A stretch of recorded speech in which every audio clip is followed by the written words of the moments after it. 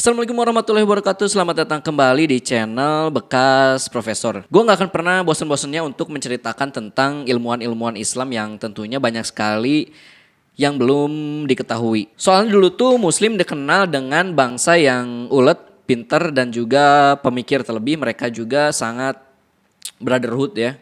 Kemanusiaannya tinggi, persaudaraannya juga sangat-sangat kuat, dan kejeniusan pemikirannya pun gak kayak sekarang. Dulu tuh semakin mereka kritis atau mengkritisi sesuatu, mereka mencoba mengulik dengan maksimal sebuah solusinya. Beda kayak sekarang tuh kebanyakan orang malah debat di kolom komentar Instagram ataupun komentar YouTube. Dan itu sesuatu yang tidak menyelesaikan masalah gitu. Nggak ada solusinya. Semakin mereka mengulik hadis dan Quran, maka mereka semakin tahu esensi manusia itu diciptakan untuk apa. Karena semakin mereka pintar, maka mereka dapat membuktikan bahwa Al-Quran itu bukan hanya sekedar wahyu, bukan hanya sekedar bacaan, tetapi Al-Quran itu sesuatu yang sangat nyata. Apalagi mereka itu dulu hidup di zaman yang memang serba sulit. Ngambil air aja harus jalan dulu beberapa ratus meter gitu kan. Buat sunmori aja, sunmori pakai ini ya, pakai unta sunmori. Mau sunmori kemana gitu, banyak begal, banyak perampok. Walaupun sekarang juga banyak begal dan perampok juga sih. Ilmuwan Muslim dulu itu semakin mereka mempelajari Quran, maka mereka akan semakin pintar. Dan kita pun harus mencontoh para ahli-ahli yang lahir dari generasi Islam. Karena banyak banget tokoh-tokoh Muslim yang dijadikan role model ya. Jadi nggak usah jauh-jauh dulu ke Barat lah. Karena tokoh-tokoh Muslim yang begitu banyaknya aja masih belum keubek ya, masih banyak orang yang belum tahu. Dan itulah PR besar kita untuk mengenalkan betapa keren dan menakjubkannya tokoh-tokoh Muslim ini. Dan salah satu yang bakal gua bahas kali ini adalah Al-Battani, seorang tokoh Muslim dan seorang ilmuwan yang keren. Nah, gara-gara beliau, 1 tahun itu terdiri dari 360 hari. Dan beliau itu adalah ilmuwan penemu teori revolusi bumi. Dan itu terjadi pada tahun 850 Masehi, bro.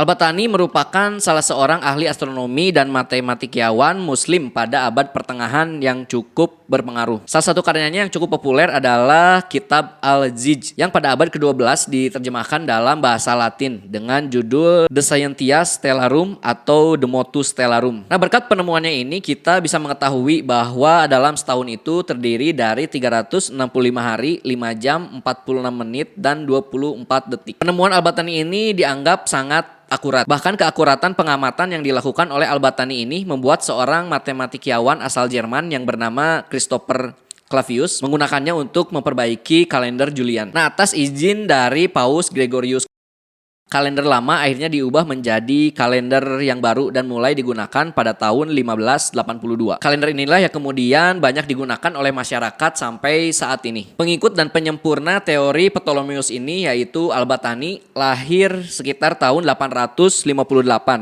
di Haran. Ia memiliki nama lengkap Abu Abdullah Muhammad Ibnu Jabir Ibnu Sinan Al-Raqi Al-Harani Al-Sabi Al-Battani. Dan orang-orang Eropa menyebut Al-Battani dengan sebutan Al-Bategnius. Ia adalah anak dari seorang ilmuwan astronomi yang bernama Jabir Ibnu San'an Al-Battani. Nah, keluarga Al-Battani ini merupakan penganut sekte Sabian yang melakukan ritual penyembahan kepada bintang. Namun Al-Battani tidak mengikuti jejak nenek moyangnya karena ia memilih memeluk agama Islam. Secara informal, Al-Battani dididik oleh ayahnya dari sejak kecil yang merupakan seorang ilmuwan. Sejak kecil ia sudah menunjukkan ketertarikan pada bidang keilmuan yang digeluti ayahnya. Ketertarikan pada benda-benda yang ada di langit membuat Al-Battani kemudian menekuni bidang astronomi. Kemudian Al-Battani kecil mengikuti keluarganya untuk pindah ke Rakoh. Nah, di tempat baru ini ia mulai menekuni bidang astronomi. Mulai dari melakukan beragam penelitian hingga menemukan penemuan-penemuan yang cemerlang. Namun sayangnya tidak ada data spesifik yang menjelaskan tentang pendidikan formal Al-Battani. Misalnya tidak ada data-data yang menyebutkan di mana Al-Battani belajar sains. Dalam literatur hanya disebutkan bahwa semasa mudanya Al-Battani belajar di Rakoh.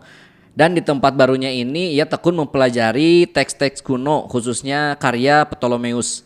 yang kemudian menuntutnya untuk terus mempelajari astronomi. Bidang keilmuan yang ditekuninya itu kelak akan membuatnya terjadi terkenal bukan hanya di kalangan muslim, bahkan di kalangan bangsa-bangsa barat. Al-Battani terpesona dengan teori kosmologi geosentris yang berkembang pertama kali di Yunani. Walaupun Al-Battani merupakan pengikut teori kosmologi geosentris Ptolemeus, namun data observasinya berjasa bagi Nicolaus Copernicus untuk mengembangkan teori kosmologi heliosentris yang turut mempelopori revolusi sains pada abad ke-16 dan 17. Sama seperti astronom Arab lainnya, Al-Battani mengikuti tulisan-tulisan Ptolemeus dan mengabdikan dirinya untuk mengembangkan karya Ptolemeus, yaitu De Almagest.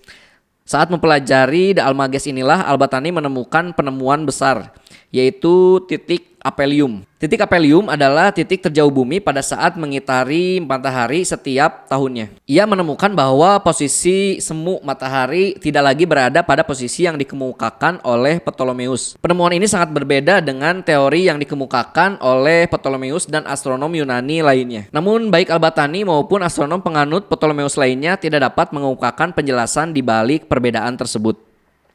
Joseph A. Angelo menyebutkan bahwa Al-Battani memperbaiki tatanan tata surya, lunar, dan mengembangkan teori Ptolemeus dalam buku De Almagest menjadi lebih akurat. Pengamatan akurat Al-Battani ini juga memungkinkan ia memperbaiki pengukuran Ptolemeus tentang kemiringan sumbu. Ia juga melakukan pengamatan lebih akurat mengenai equinox, yaitu saat matahari tepat melewati garis ekuator bumi pada awal musim gugur. Dan akhirnya melalui pengamatan inilah Al-Battani mampu menemukan bahwa setahun itu ada 365,24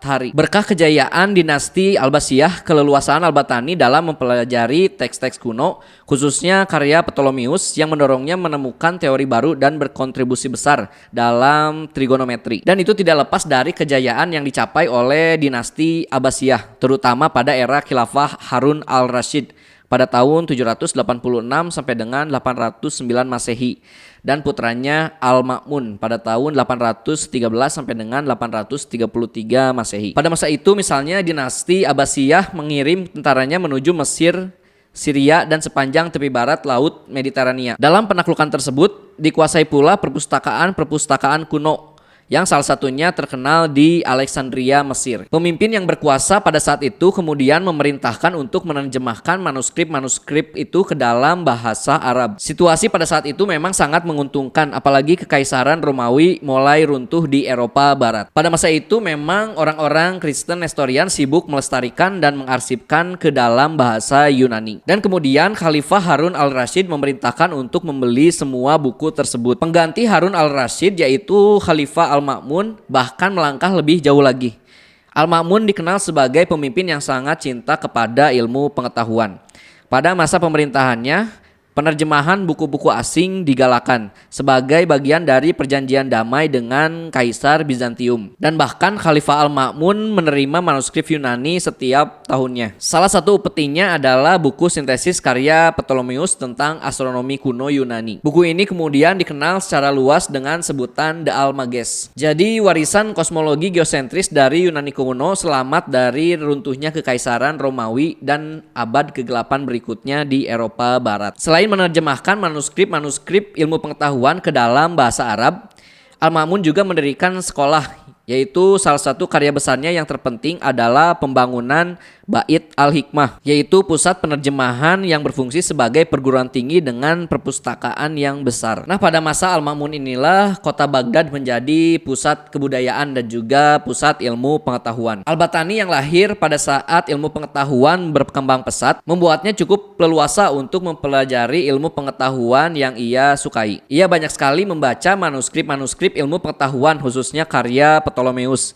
yang kemudian menuntunnya untuk terus mempelajari astronomi. Namun para astronom barat, tak terkecuali Al-Battani, tidak hanya berkiblat pada Ptolemeus. Mereka melakukan pengamatan sendiri, bahkan melakukan penelitian kembali dengan menggunakan instrumen yang lebih baik. Selama Al-Battani sibuk melakukan observasi tentang astronomi antara tahun 878 hingga 918, ia tertarik pada konsep matematika dari ilmuwan yang mengembangkan ilmunya di India. Kontribusi terbesar Al-Battani pada ilmu astronomi adalah pengenalan penggunaan trigonometri. Kontribusi ini memberikan pengetahuan pengetahuan baru mengenai penghitungan matematika yang lebih kompleks bagi para astronom lain dan bahkan digunakan hingga sekarang. Al-Battani meninggal pada tahun 929 di Kar al-Ajiz, yaitu kalau sekarang itu Irak modern ya, dalam perjalanan pulang dari Baghdad. Berabad-abad setelah kematian Al-Battani, ringkasan pemikirannya yang terangkum dalam kitab Al-Aziz digunakan sebagai pedoman pada zaman Renaissance dan memberikan banyak pengaruh terhadap astronom dan astrolog barat. Al-Battani dianggap sebagai astronom terbaik dan terkenal dari peradaban Islam pada abad pertengahan. Salah satu karyanya yang paling populer ialah kitab Al-Aziz. Kemudian pada abad ke-12 diterjemahkan ke dalam bahasa Latin oleh Robertus Retinensis. Pada abad ke-13, Raja Alfonso dari Spanyol kembali menerjemahkan kitab Alziz tersebut. Kitab Alziz yang lebih dikenal dengan The Scientia Stellarum atau The Motus Stellarum, kemudian diteliti oleh sarjana orientalis Itali bernama C.A. Nalino yang mengedit dan menerjemahkannya ke dalam bahasa Latin. Dan itulah kisah dari ahli astronomi muslim bernama Al-Battani. Gue minta maaf apabila ada kesalahan penyebutan nama tokoh maupun nama tempat ya. Like apabila Anda suka dengan video ini dan juga dislike apabila kalian tidak suka. Dan apabila kalian suka, boleh dong gue minta supportnya dari kalian untuk perkembangan channel ini dengan cara subscribe dan juga komen di kolom komentar di bawah. Dan see you on the next video. Wassalamualaikum warahmatullahi wabarakatuh.